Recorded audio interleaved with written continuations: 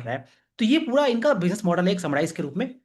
अब क्या करते हैं हम लोग, इनका केपक्स वगैरह का जो प्लान्स है, इनके नंबर्स कैसे आए हैं और वैल्यूएशंस कैसा है, उन चीज़ों को समझ लेते हैं। तो देखिए, उसी कंटेक्स्ट में आप आगे चलोगे ना, तो पहले आप इनका लास्ट 4-5 साल का डेटा यहाँ पे मैंने लिया है, 4-5 क्वार्टरों का डेटा लिया है।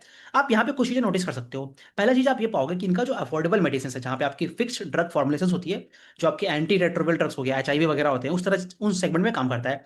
तो वो आप पाओगे कि मोटा मोटी वो कॉन्स्टेंट चल रहा है, जो कि आपका एक तरह से कैश काउ के रूप में काम करता है। मेन जो ड्राइवर है वो आपका मान लीजिए CDMO की जो स्मॉल मॉलिक्यूल्स होती है, वो आपका कंटिन्यूअसली बढ़ रहा है, जो कि आपको रिजल्ट दे रहा है इनके मार्जिन्स में ह्यूजली एक्सपेंशन के रूप में, बोथ आपका ग्रॉस मार्जिन्स और आपका जो एबिटा मार्जिन्स है।